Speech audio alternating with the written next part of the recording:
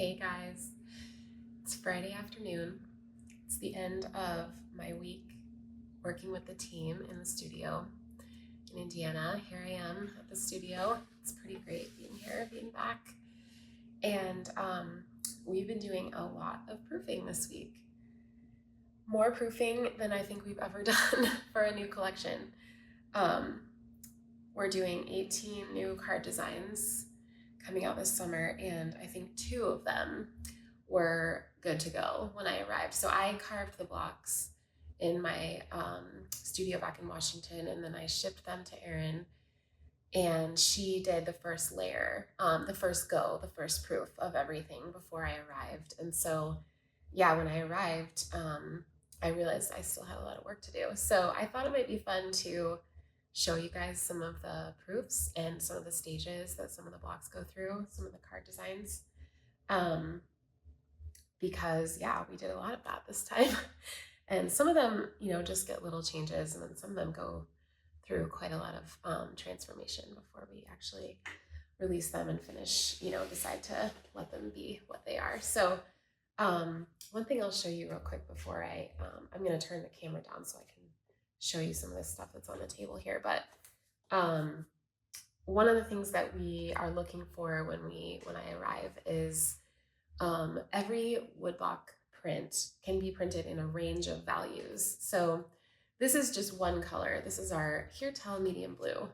This is a color that I first sort of mixed by hand back in my Brooklyn studio back in 2014. And over the years, we have switched over to having our inks mixed by a company in Cincinnati. There are wonderful people there who help us make sure that every can has the same ratio of pigments. And but Erin has been printing these very helpful swatches so these are just a blank block that has been, an uncarved block that she puts into the press and then prints in the range of values that color can be printed in. So, we can't do a lot of like grays in woodblock printing. You kind of can achieve that through texture sometimes, but the ink is sort of either there or not there, and it's there in the same amount on every part of the block. So, but you can see what a wide range of values you can get.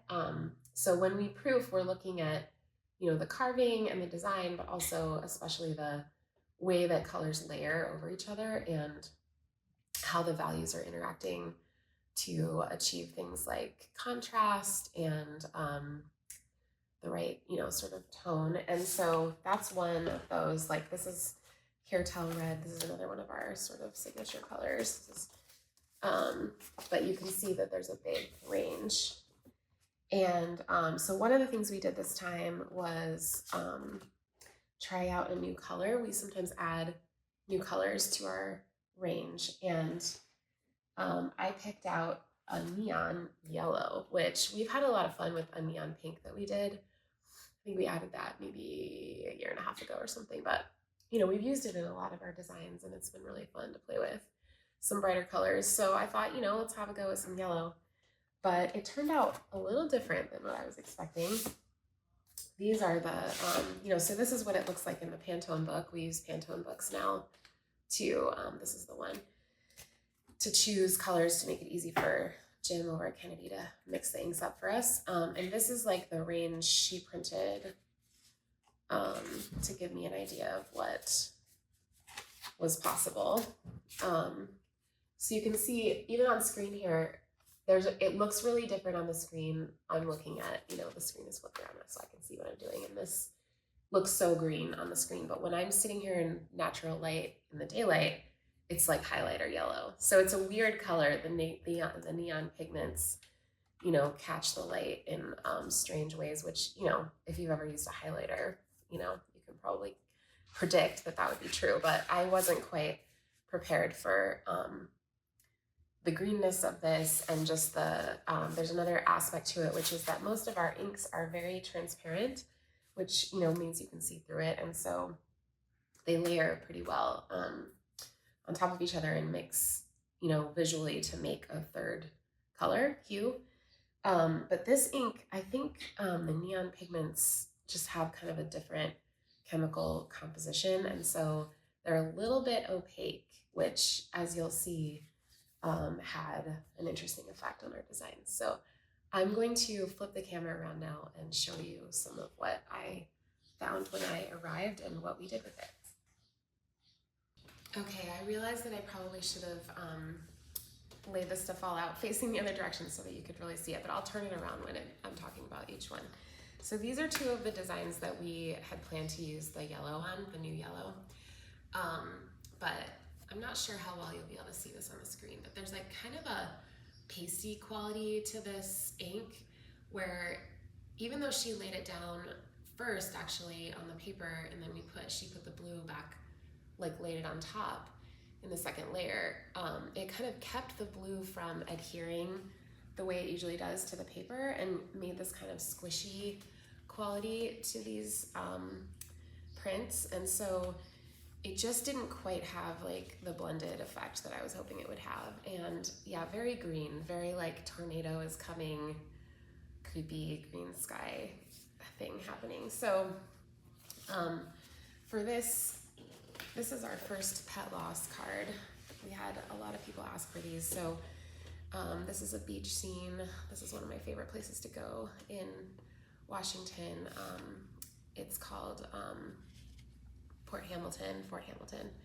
And we decided to go with the peach instead of, another thing that happened here is you can probably see there's a big difference between the way the blue block looks in this design, in this print. See how there's all this extra texture in here? I was trying to get fancy with my carving, and I hadn't really planned this when I was starting, but as I was carving it, I was like, oh, I want it to look more sandy, and so I added all this fancy texture, but it really kind of obscured the footprints that are like the main feature of the design. So I carved all of that out, and I had also a bunch of texture up in here that was just kind of making the design look busy and kind of hard to decipher. So we took all of that out. We printed the second layer. This is just the block, and then we always do our second colors with a polymer plate. So this involved ordering another plate, which we did a lot this week, and then this is how it turned out. And now I'm really happy with it. It has a nice warm quality to it, and you can really kind of see that there's like a beach and an island here and a bigger mountain here, and like the sky is not so crazy. So that's how that one turned out. And with the Inspiring Me card, this is maybe my favorite one in the new collection. I really like this card and I wanted it to be good, and so we decided to switch out. Instead of using the highlighter yellow, we decided to go with process yellow, which is just a standard, really standard color. It's like the yellow in CMYK, cyan, magenta, yellow, and black. It's like standard for printing yellow. And so like magazines are printed and stuff with this color. So this is how this one turned out. This is the blue block that I carved, and then this is the yellow plate, and now it looks like a hair tell card to me. It looks, you know, kind of bright and vibrant and warm, and so we went with that. You know, some of the designs just got like a really simple little fix. So this one is the Thinking About You Today card, and I should have a proof here without my markings on it, but there was no highlight here, but because of the way the design is set up, it really looks like these flowers kind of come forward in the foreground, and so I felt like it needed to have a little bit of a highlight there. So I just carved a little bit out of the block there, and now that one's done. I'm pretty happy with that. And this was another one where I tried to get real fancy with my carving. I didn't plan to have all this texture in here, but as I was going, I was thinking maybe the flowers would have more movement and kind of more energy if I added texture, but we decided it just made it look kind of messy, and she kind of looks like she has a weird mustache, and so we took that all out, and now it looks the way we intended it to look. Here's another one with a really simple fix. This was this leaf. These leaves were kind of blending into this background here, and this background, these tiles were like kind of heavy, and so we just carved out some extra white there to give it a little bit more light and kind of get a sense for the window reflecting or shining light through and reflecting on the leaves and stuff. So that one was pretty simple to fix. This is another one where this is our new healing card that is based on like the visible mending trend, where you can mend something with a different colored thread so that you sort of celebrate the mending process and the healing process. And we felt like the whole was kind of getting lost. So I just carved some extra out of the eggplant block here, and then it just looks a little bit more visible. The hole is visible as well as the mending, so that one's ready to go. This was another one where like the block itself or the print was pretty good to go. We like this design, but again, we use this highlighter yellow, and so when we print a new collection, we want it to kind of hang together as a collection, even though, you know, the stores that order from us usually pick and choose their SKUs. When we are marketing them, it's nice when they kind of look cohesive as a group, and I just, you know, feel like that's good practice for me as an artist to create cohesive collections of things. So we switched over to the process for the happy birthday, and I do think it looks warmer and sweeter, and so that's that one. And okay, this is a little bit more, this is a slightly different kind of setup here. So we are gonna do another patterned box set of patterned assorted cards for the holidays. And this is the packaging that we're testing out. So this is one of the things we were doing this week, was testing out the packaging. We were kind of playing with two different titles. We went with Winter Botanicals. We were also considering Frost and Flora, which I really liked, but you know, probably not something that someone would type into a search bar. And also we have 4 other box sets, and they're called like edible flowers, woodcut wovens, geoflorals. So like Winter Botanicals kind of fit better with that group than Frost and Flora. But and we were testing, you know, a blue colorway and the pink colorway, which is, we decided the pink looks better with the red. But the patterns for that box set are these snowflakes, and let's see, do I have the other snowflakes in here? Yeah, it's right here.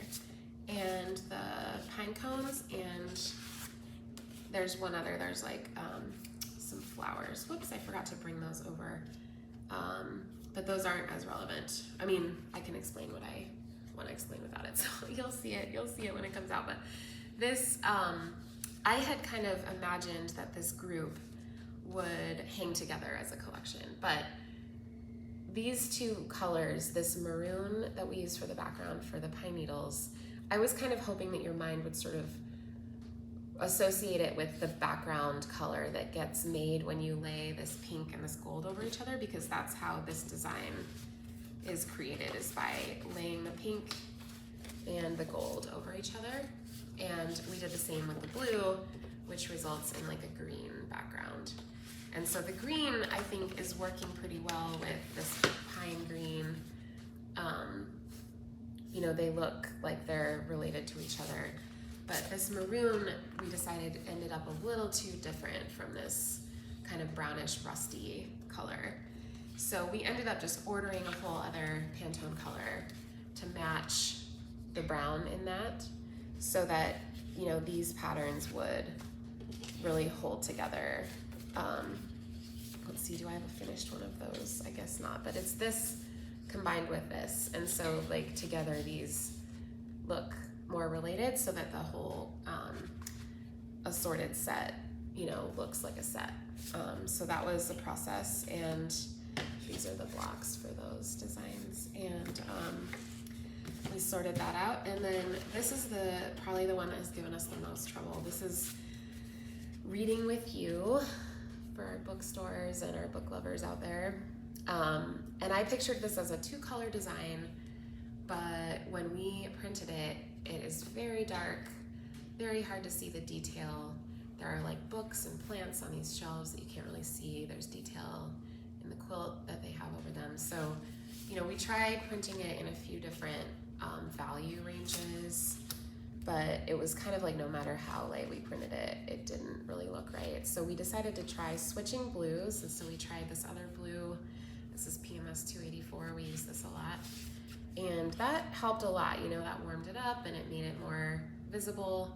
But it wasn't quite there yet. So I decided to add a third layer to this design. We printed a plate for this green layer. And so then we ended up with this, which first we printed it in the sage green. This is like the color from our So Very Loved card, and you know, it's a favorite hairstyle color, but this still was just not having like the punch that I wanted it to have. I think as I've developed as an artist, I've realized how important contrast is, especially when cards are on a shelf with, you know, hundreds of other cards. I think you have to be able to kind of immediately know what you're looking at. So we decided to try printing it in this pine green. Oh yeah, I wanted to show you how different, this is the exact same three colors, but you can see how different they can look depending on, this is like the peach is printed in a very heavy application, and here the peach is a little lighter, but it ends up looking so much more warm over here instead of green. So anyhow, I just didn't feel like any combination of these was quite working, so we decided to try it in the pine, and I ended up carving out on the blue block some of this detail in here. We don't quite have, this proof is not like the standard that we chose, so when it comes out, it will be like even a little bit more contrast between like the detail on the quilt and the plants. But I'm much happier with this. You know, it went from this to this, so I think it's just a much more legible design now. So that's a little tour of our proofing process. I hope this has been enjoyable for you, because it's definitely been a process for us, but we, you know, are really lucky to be able to do this work. So anyhow, friends, thanks for checking this out and hearing a little bit about what we do when we get ready to put out a new collection of woodblock printed greeting cards.